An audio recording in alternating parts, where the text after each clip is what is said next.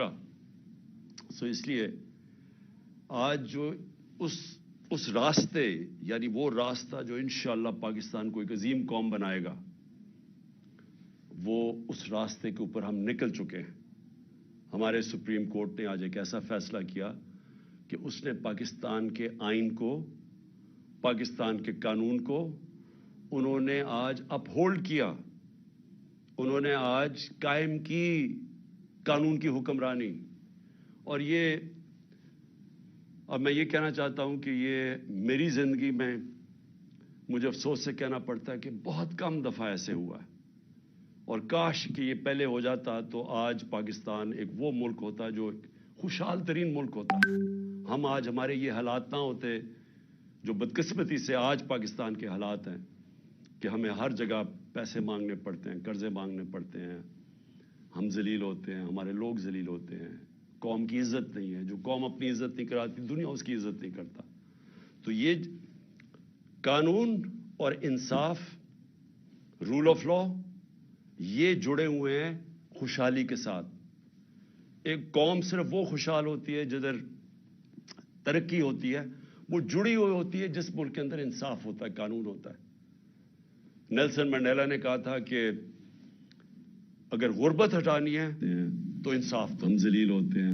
اس نے یہ نہیں کہا تھا کہ کہیں باہر سے قرضے لو یا پیسے مانگو، انصاف کرو، آپ کے ملک میں ویسے غربت ختم ہو جاتی ہے۔ جو امیر ملک ہے، سوئٹزرلینڈ کی میں مثال دیتا ہوں، رول آف لا انڈیکس میں یعنی وہاں انصاف جو اس کو جو گریڈ کرتے ہیں تو وہ 99% ہے۔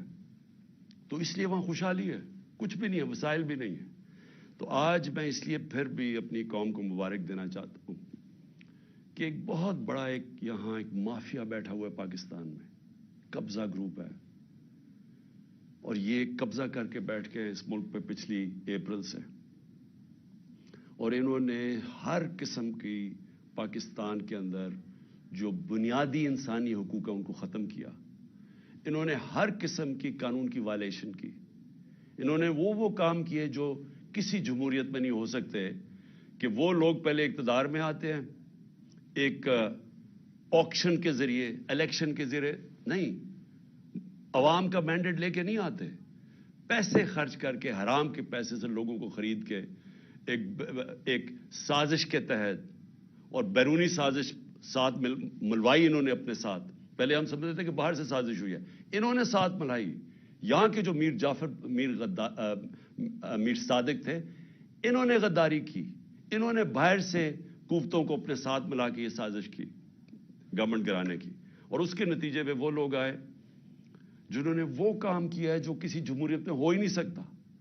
اپنے اربوں روپے، 1100 ارب روپے کے انہوں نے کیس معاف کروائے، صرف قانون بدل کے، پارلیمنٹ میں بیٹھ کے نیب کی امینڈمنٹ چینج کر کے 1100 ارب روپے کا فائدہ کروایا اپنے آپ کو۔ تو آج میں، اور پھر انہوں نے پوری کوشش کی کہ کسی نہ کسی طرح یہ اقتدار میں رہے، اور ہر وہ کوشش کی کہ کسی طرح عوام کی رائے نہ آئے۔ جو بھی بائی الیکشن ہوئے، اور اللہ کا کرم ہے کہ 30 بائی الیکشن جیتی ہے تحریک انصاف، 37 بائی الیکشن میں سے جب سے ہماری گورنمنٹ گئی ہے۔ تو اس لیے ڈرتے ہیں الیکشن سے، اور الیکشن سے بچنے کے لیے انہوں نے ہر کوشش کی، اور یہ پوری کوشش کی کہ جب 90 دن کے اندر واضح تھا، آئین کے اندر واضح تھا کہ 90 دن سے زیادہ، جب اسمبلی ڈیزالو کی ہم نے، قربان کی اپنی دونوں اسمبلیز، تو جب یہ واضح تھا کہ 90 دن کے آگے نہیں جا سکتا الیکشن، تو انہوں نے پوری کوشش کی، گورنرز کو ساتھ ملایا، انہوں نے ہر کوشش کی کہ کسی طرح یہ الیکشن نہ ہو۔ اور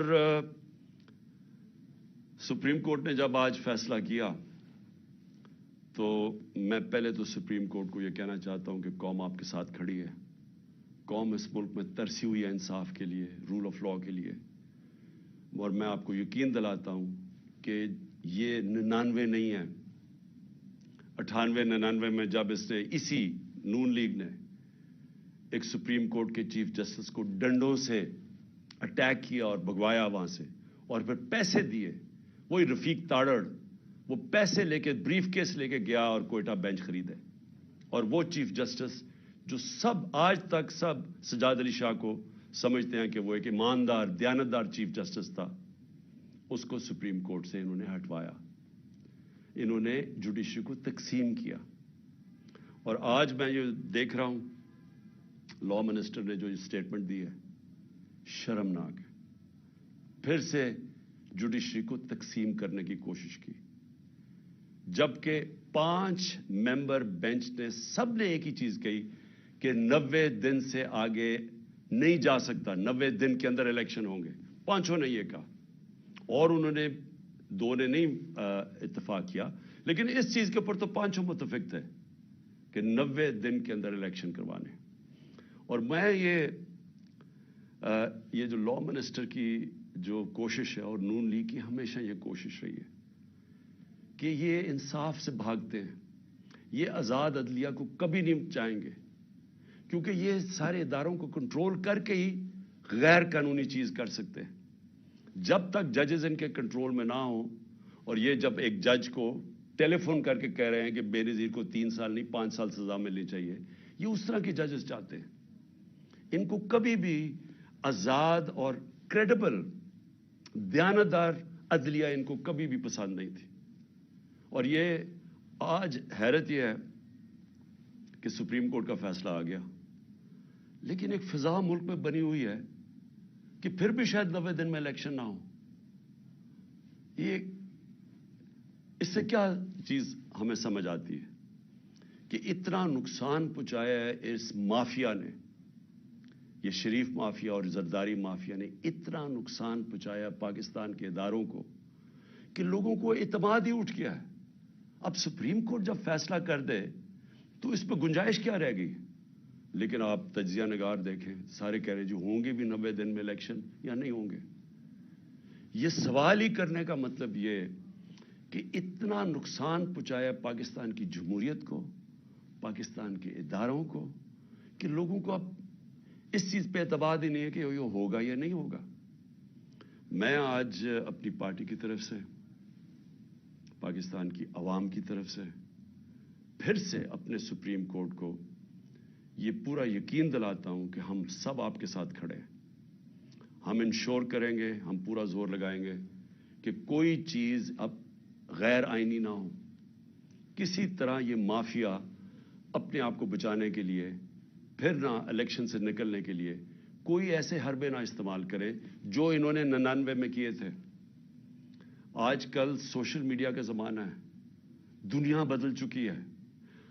آج جو پاکستان کا نوجوان ہے اس میں وہ شعور ہے جو کبھی پہلے نہیں تھا۔ جب 98 99 میں جب بھی انہوں نے سپریم کورٹ پہ حملہ کیا تھا تو اس طرح کا شعور نہیں تھا۔ لوگوں کے پاس ایسی یہ جو انفارمیشن کی ریولوشن آئی ہے، یہ جو موبائل فون کے ذریعے آئی ہے، یہ ایسا شعور کسی میں بھی نہیں تھا۔ تو وہ تھوڑی دیر کے بعد ایک دم چپ کر کے ایشو سیٹل ہو گیا، مائٹ از رائٹ ہو گئی، جو جس کی لاٹھی اس کی بھینس بن گئی، جنگل کا قانون آ گیا کہ جب آپ نے چیف جسٹس کو بھگا دیا تو سارے چپ کر کے بیٹھ گئے۔ آج پاکستان بدل چکا ہے، اس ملک میں ساری قوم سارے ایشو سمجھ چکی ہے۔ یہ جو آج آپ قوم دیکھ رہے ہیں جو 30 بائی الیکشن جتوائے ہیں، اور جو ہر اوپینین پول کہتا ہے کہ قوم کیوں تحریک انصاف کے ساتھ کھڑی ہے، موبائل فونز کی وجہ سے۔ یہ جو آج سوشل میڈیا ہے، سوشل میڈیا نے وہ لوگوں میں ایسا شعور ہے کہ 1 گھنٹہ لگتا ہے، آپ کوئی جھوٹ بولیں 1 گھنٹے کے اندر سارا اگلا پچھلا بتا دیتے ہیں آپ کو کہ آپ نے پہلے کیا کہا تھا۔ اور اسی وجہ سے یہ پارٹیز نیچے گئی ہیں، جو مافیاز ہیں اس لیے ایکسپوز ہوئے ہیں لوگوں کے سامنے، کیونکہ ان کی ساری پرانی سٹیٹمنٹس تیار ہیں، لوگوں کے پاس ہے موبائل فون پہ، نہیں ہے تو سوشل میڈیا نکال لیتا ہے۔ اور جتنی تیز چیزیں وائرل ہوتی ہیں، اخبار تو کل نکلے گا، آج ہی ساری شام کو سب کو پتا چل جاتا ہے ایشوز کا۔ تو میں آج کے فیصلے کے بعد جو ہم نے جیل بھرو تحریک تھی اس کو ہم نے اب ختم کیا، اور انشاءاللہ سیٹرڈے کو ہفتے کو مغرب کے بعد ہم پورا لانچ کر رہے ہیں اپنی الیکشن کیمپین۔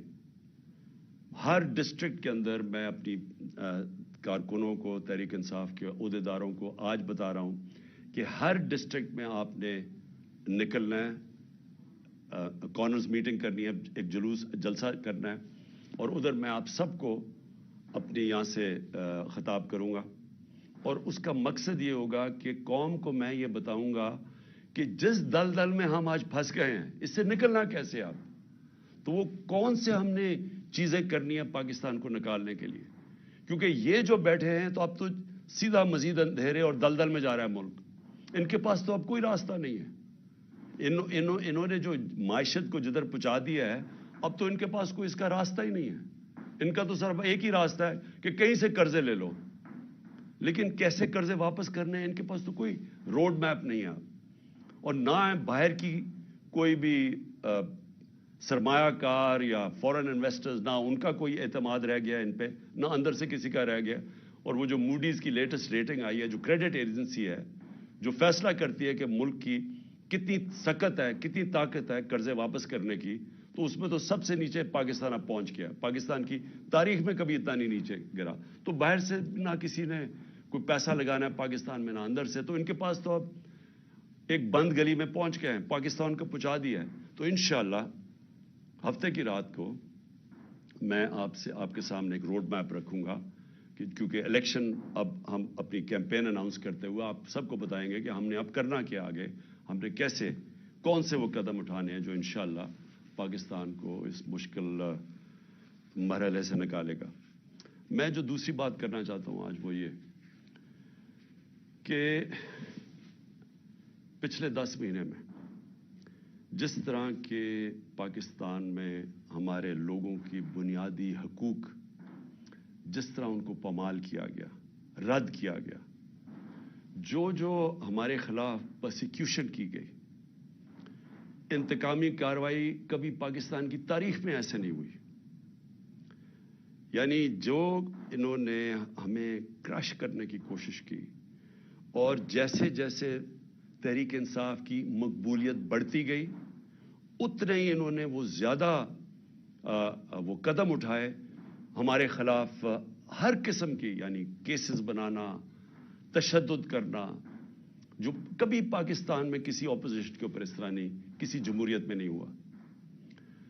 ہمارے لوگوں کے اوپر میں کبھی بھی بھول نہیں سکتا کہ جو تشدد کیا گیا اعظم سواتی پہ, شہباز گل پہ, جو صحافیوں سے کیا گیا, یعنی کبھی اس طرح کے جو ارشد شریف, یعنی دردناک کہانی ارشد شریف کی کہ کیسے اس کے اوپر اس کو دھمکیاں دی گئی, موت کا خطرہ تھا, ملک سے باہر گیا, پھر کیسے شہید کیا گیا اس کو, اور باقی صحافیوں سے جو کیا گیا, جمیل فاروقی ننگا کر کے اس کو تشدد, ایاز امیر جیسے ایک دانشور جن کی رسپیکٹ ہے, عزت ہے معاشرے میں, ان کو جو ذلیل کرنے کی کوشش کی گئی, سمیع ابراہیم اس کو جو کیا, غلام حسین کو اٹھا کے جیل میں ڈال دیا, اور پھر جو سوشل میڈیا کے لوگوں سے جو کیا گیا, لوگوں کو اٹھایا گیا. میں پہلے بھی بتا چکا ہوں, ماں باپ نے مجھے بتایا کہ ان کے ینگ بچوں کو اٹھایا گیا, 2 دن رکھا گیا, مارا پیٹا ان کو, اور پھر ان کو گھر واپس بھیجا, دھمکیاں دی گئی, کہ اسے سٹیٹمنٹس میرے خلاف دلوائی واپس بھیجتے ہوئے. یہ کبھی ایسے پاکستان میں نہیں ہوا. ہمارے کتنے لوگوں کو 25 میں پہ کیسز بنائے گئے, اب پھر نئے کیسز بنا دیے. کل جو اسلام آباد میں طلب کیا گیا, مجھے سب کو ڈیٹ پتا تھی, ساروں کو جب ڈیٹ فکس کر دی عدالت نے تو سب کو پتا تھا میں آ رہا ہوں اسلام آباد. سب کو پتا ہوں کہ میں پہلی دفعہ جب سے مجھے یہ گولیاں لگی ہیں اس کے پہلی دفعہ اسلام آباد آنا ہے, تو لوگوں نے تو آنا تھا. لیکن جو اب لوگوں کے جنون دیکھ کے, جو بھی آپ کے سامنے وہ فوٹیج تو سامنے ہیں, اس کے اوپر دہشت گردی کے کیسز بنا دیے, مزید میرے اوپر 2 اور کیسز بنا دیے, 74 کیسز ہیں میرے اوپر, ساری سینئر لیڈرشپ کے اوپر کیسز بنا دیے. مجھے یہ بتائیں کہ پاکستان کی تاریخ میں کس دور کے اندر اس طرح قانون کو مس یوز کیا گیا, دہشت گردی کے قانون کو کس دور میں مس یوز کیا گیا. میرے اوپر دہشت گردی کا پرچہ کیسے بنا؟ الیکشن کمیشن کے باہر ایک پرامن احتجاج ہوتا ہے. نون لیگ پوچھے ان کے دور میں, ہمارے دور میں انہوں نے الیکشن کمیشن کے باہر احتجاج کیا, کتنے ان کے اوپر پرچے ہوئے. مریم نواز نے جب وہ نیب گئی اس نے پتھراؤ کیا نیب کا، پلان کر کے ان کے لوگوں نے جا کے پتھراؤ کیا. کتنے دہشت گردی کے کیسز بنے. میرے اوپر 74 کیسز میں سے جو کیس بنا دہشت گردی کا، الیکشن کمیشن کے باہر احتجاج ہوتا ہے، میں گھر پہ ہوتا ہوں، میرے اوپر دہشت گردی کا کیس. پھر یہ جو الیکشن کمیشن جو سب پتہ ہے، اب جو الیکشن کمیشن کا رول رہا ہے اس کے اندر، جب سے ہم نے اپنی اسمبلیز ڈیزالو کی، جو انہوں نے کیئر ٹیکر بنایا، جس طرح کی یعنی وہ لوگوں کو بٹھایا جو ہمارے دشمن ہیں، کسی طرح بھی وہ نیوٹرل کیئر ٹیکر میں فٹ نہیں کرتے. الیکشن کمیشن نے ہمارے مخالفین کو یہاں کے بٹھا دیا. جتنے کیسز الیکشن کمیشن کرتا ہے ہمارے خلاف، سب کو پتا ہے کہ اس سے زیادہ جانبدار الیکشن کمیشن آیا نہیں ہے. وہ الیکشن کمیشن پہلے میرے اوپر کیس لگا تھا توشہ خانہ کا. توشہ خانہ کا کیس ہے کیا، میں ذرا آج سب قوم کے سامنے کلیئر کر دوں. 70 سال سے پاکستان کا قانون کیا ہے، جب بھی آپ کو کوئی باہر سے گفٹس ملتی ہیں، جو 70 سال سے ہیڈ آف سٹیٹس کو گفٹ ملتی ہیں، بیوروکریٹس کو ملتی ہیں، جنرلز کو، آرمی چیف کو ملتی ہیں، قانون یہ ہے کہ وہ جاتا ہے توشہ خانہ میں، اور پرانے زمانے میں 20% یا 15% آپ دیتے تھے اور آپ وہ گفٹ رکھ سکتے تھے. یہ قانون تھا. ہمارے زمانے میں وہ 50% ہم نے کر دیا. 50% آپ توشہ خانہ میں دیتے تھے، آپ وہ رکھ سکتے تھے. اس کے بعد وہ آپ کی پراپرٹی بن جاتی تھی. آج تک کبھی کسی سے پوچھا کہ اس نے اس کے بعد کیا کیا؟ میری مرضی، میری پراپرٹی ہے، میں جو مرضی کروں. اس کے اوپر کیس کر دیا ہے. میں چیلنج کرتا ہوں کہ جس دن یہ عدالت میں جائے گا یہ کیس فارغ ہو جائے گا. لیکن جنہوں نے توشہ خانہ سے چوری کیا، آصف زرداری نے اور نواز شریف نے، گاڑی آپ توشہ خانہ سے نہیں نکال سکتے. 4 گاڑیاں نواز شریف نے رکھی استعمال کر کے، 8 سال کے بعد کہتا جی توشہ خانہ میں پیسے دے کے لیتا ہوں. زرداری نے 4 گاڑیاں توشہ خانہ سے نکالی. یہ تو قانون، یہ تو چوری ہے. ان کے اوپر کیس نہیں ہے. ان کے کیس بھی پڑا ہوا تھا نیب میں، وہ نیب نے خارج کر دیا وہ کیس. اور دوسرا کیس ہے فورن فنڈنگ کا. پہلے تو پتا چلا کہ وہ فورن فنڈنگ ہی نہیں تھی. اس کے بعد الیکشن کمیشن نے چینج کیا، پروہیبٹیو فنڈنگ. اس کے اندر تو کچھ تھا ہی نہیں کیس میں. اس کیس کو جو عدالت نے رد کیا ہوا ہے، بیل دے دی ہے سب کو، مجھے اس کے اوپر وارنٹ نکال دیے. جس وقت وہ عدالت میں جائے گا وہ خارج ہو جائے گا. لیکن دوسری طرف ذرا دیکھیں کہ ان کے کیسز جو معاف ہوئے ہیں، شہباز شریف کی 24 ارب ڈالر کے نیب اور 24 ارب روپے کے نیب اور ایف آئی اے کے اندر کیس تھے جو انہوں نے آتے ساتھ ہی معاف کروا لیے. 24 ارب کے.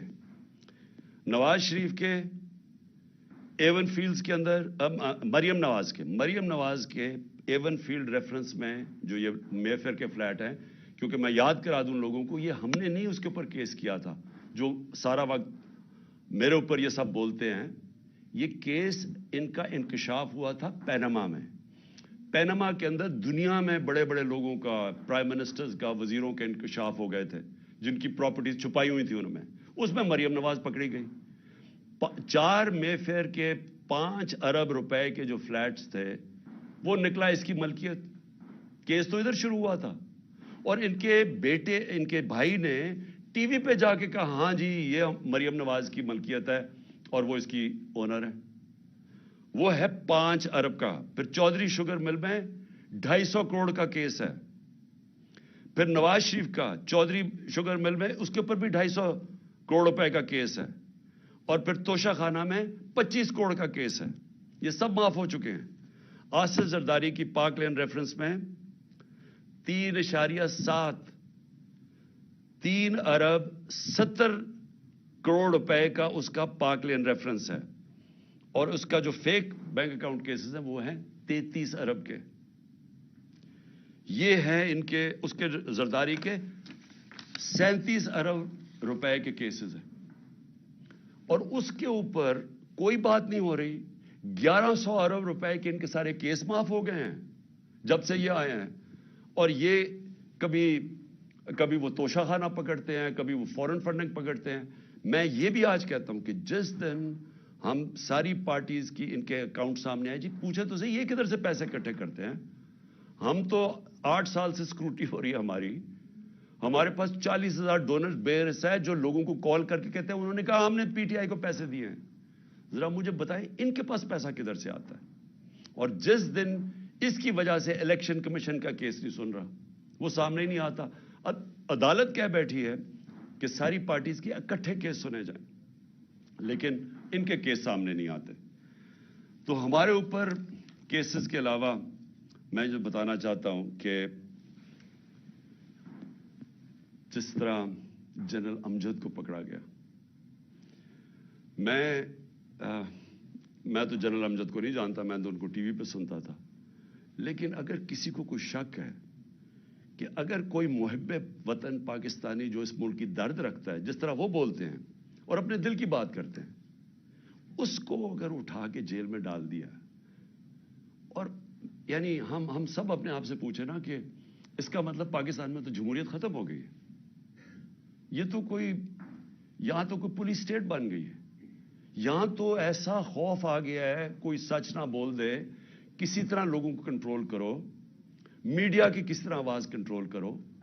یعنی اس طرح کے کیا اس سے ہوگا کیا؟ مجھے تو ابھی یہ نہیں سمجھ آ رہی. کیا یہ بچ جائیں گے؟ کیا یہ لوگ ان چوروں کو ووٹ دے دیں گے اس کی وجہ سے کہ اگر آپ لوگوں کے منہ بند کر دیں؟ کیا ہمیں جو ڈرایا دھمکایا جا رہا ہے اور یہ جو ہر روز نئی ایف آئی آر, کیا اس سے ہم پیچھے ہٹ جائیں گے؟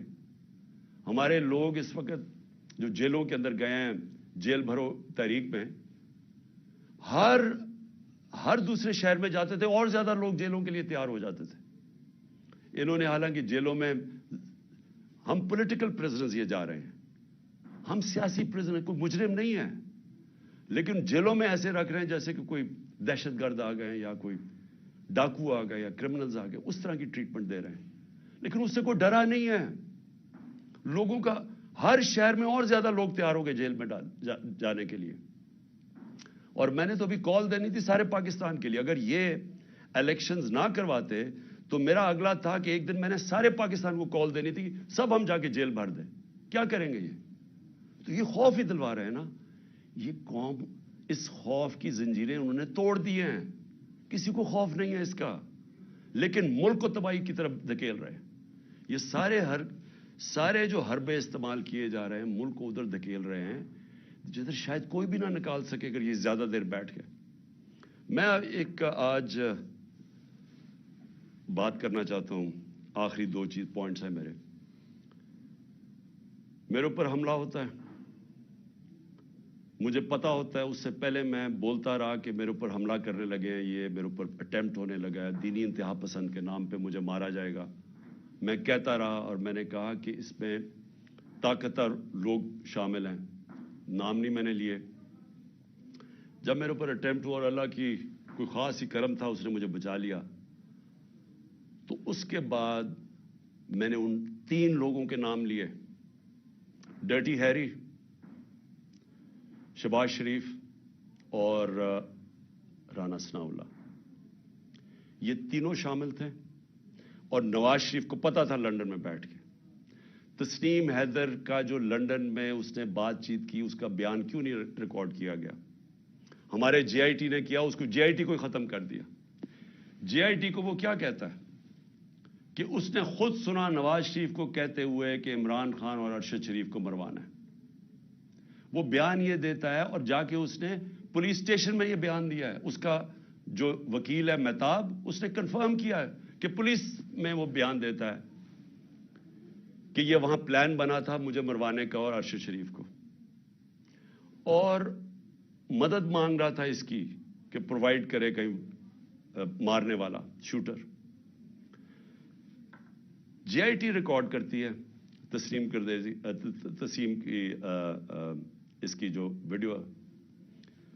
اس کے بعد کیا مجبوری تھی کہ care taker government J I T ختم کر دیتی ہے, اور جے آئی ٹی ختم کر کے 4 ان لوگوں کو جے آئی ٹی پہ بٹھا دیتی ہے. وہ جے آئی ٹی کے جو ممبرز جن کے اوپر پروسیکیوٹر جنرل کہتا ہے ٹیررسٹ کی عدالت میں جدھر کیس ہو رہا ہے, اس عدالت میں جج کے سامنے وہ پروسیکیوٹر کہتا ہے کہ 4 لوگ جو جے آئی ٹی کے ممبرز تھے انہوں نے JIT کو سیبوٹاج کرنے کی کوشش کی.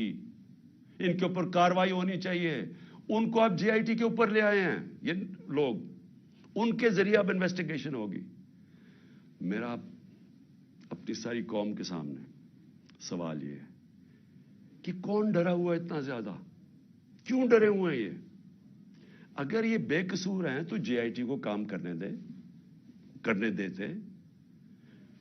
کیوں اتنے خوف زدہ ہیں کہ سچ قوم کے سامنے آ جائے گا؟ کیونکہ طاقتور یہ سارے اس میں ملوث ہیں. اب میں نے دوسری بات یہ کی کہ میرے اوپر یہ پھر اٹیک کریں گے. یہ زیادہ خوف زدہ ہیں. اب خوف زدہ یہ ہیں کہ یہ اگر اقتدار میں آ گیا تو شاید ان کی شامت آ جائے گی. اس ڈر سے اب انہوں نے پھر سے مجھے قتل کرنے کی کوشش کرنی ہے. میں ساری قوم کے سامنے کہہ رہا ہوں, یہ 3 اور بھی ان دونوں کے لوگوں کے ابھی میں نام نہیں لے رہا, لیکن میں نے اپنی ٹیپ کے اندر ان دونوں کے نام رکھے ہوئے جو میں نے ایک ٹیپ پہلے کی ریکارڈ کروائی ہوئے. کون وہ لوگ تھے جو شروع سے مجھے چاہتے تھے قتل کرنا. ان 3 کے علاوہ 2 اور کے نام ہیں اس میں. وہ سب سامنے آ جائے گا. لیکن میں قوم کے سامنے اب سوال یہ پوچھتا ہوں کہ جب میں کہہ رہا ہوں مجھے خطرہ تھا, پہلے میں کہہ رہا تھا مجھے خطرہ ہے, وہ اٹیمپٹ ہوا, اللہ نے بچایا.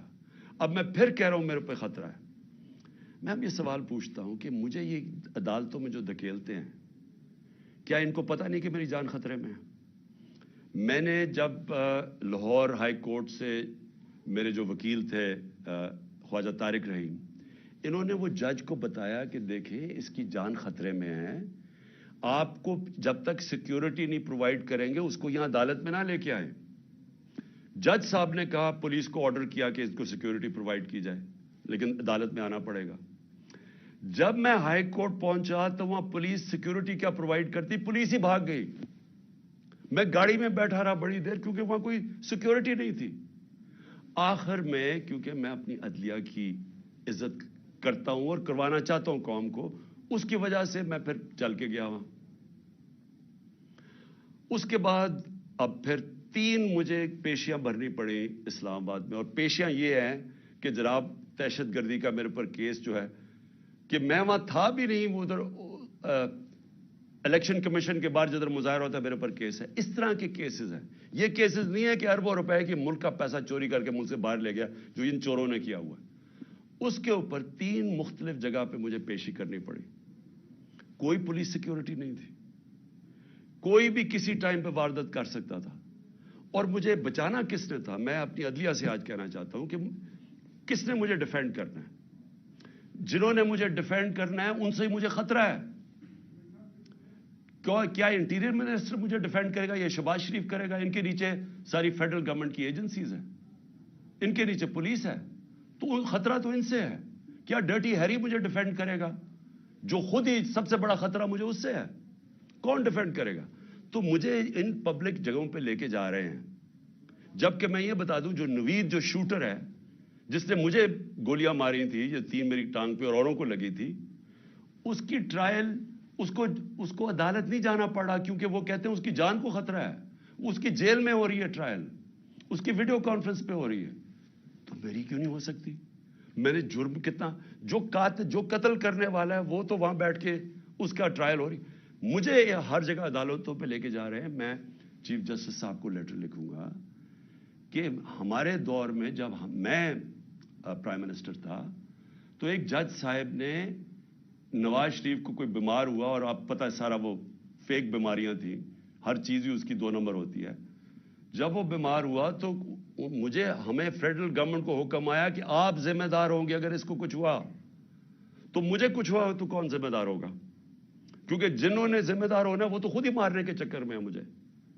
تو اس لیے میں اپنے چیف جسٹس صاحب لاہور ہائی کورٹ اردو بھی لکھوں گا کہ مجھے ہر دوسرے دن یہ ثناء اللہ جیسے بدماش جنہوں نے زندگی میں کوئی صحیح کام کیا نہیں ہے وہ ہر دوسرے دن کوئی نہ کوئی کیسز کرتے جاتے ہیں, تو میں چکر لگاتا جاؤں گا اور کون پروٹیکشن دے گا؟ میں آخر میں آخری بات کرتا ہوں کہ سوال یہ ہے اب کہ یہ کیوں بھاگ رہے ہیں الیکشن سے؟ یہ جو پی ڈی ایم کی پارٹیز ہیں, الیکشن کا نام سن کے ان کی کامپیں کیوں ٹانگنی شروع ہو جاتی ہیں؟ وجہ یہ ہے کہ پبلک ان کے خلاف ہو چکی ہے. وجہ یہ ہے کہ پہلے تو 30 سال سے ان کی چوریوں کا ساری قوم کو پتا تھا.